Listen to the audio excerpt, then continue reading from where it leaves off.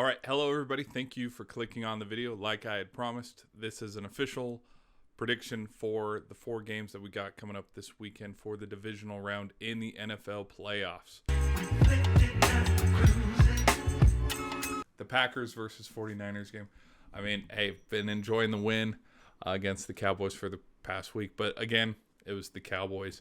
And like I said, we got a big juggernaut coming up this weekend because the Cowboys are the Cowboys. The 49ers are just on a whole different tier, and they've got way too many guys both on the offense and defense where if they don't keep it close, it gets away from them. And so I would say if the Packers can keep it close in the first half, maybe they might have a shot in the second half. Maybe. And I'm talking they keep it 10-13. We're going into the half.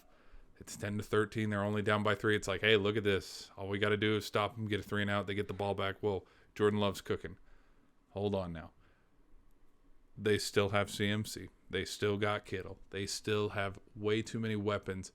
And that's not to include, like, what if Brock Purdy runs for 2 touchdowns? What if Brock Purdy just magically turns into Jalen Hurts? And it's like, oh, yeah, we can do a tush push. You know, we're on the goal line. Let's do a few handful of QB sneaks. If you look at the history and how these teams, the last 4 times that they have met in the playoffs, how it's just one-sided affair, I got to lean and not be delusional and be like, oh, yeah, we got a shot.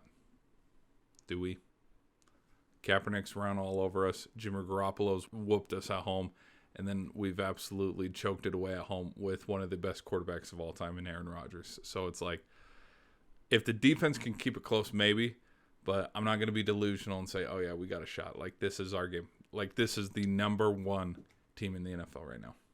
Okay, number 2 if we're being real, because the Ravens whooped up on them on Christmas. So second half, things get a little bit out of hand. I mean, this is Jordan Love's 2nd playoff game that he's ever played in. There will probably be mistakes and critical mistakes, like maybe a pick 6, turnovers. Aaron Jones has been in these kind of big games before. I think the ground game is give him his flowers. He's probably going to have a touchdown or 2 if they can control the line. But I could see this turning into a 28-13 kind of game where just it's not enough. Packers can't get anything going. But then, like how in garbage time of last week, when they do get something going, it's a little too late. It would be totally fun to have this be a very close game and then the Packers maybe squeak out a win. But then at the same time, it's like, I'm not delusional. I'm not an idiot. Like, this is one of the best teams in the National Football League. All it is experience, because it's like if they keep this thing close and then they lose on a field goal or something, I mean, hey, only positives to build on throughout the offseason. Because if you look at it too, this Packers team is one of the youngest teams in the NFL. So all it is experience. There are no pros and cons to this game if they lose it. So, yeah, that's how I look at that. So, yeah, probably 28-13. Give me the Niners. But that's not because I hate the Packers, but it's just this is a big opponent. Like, okay, beating up on the Cowboys is fun, but this is the Niners.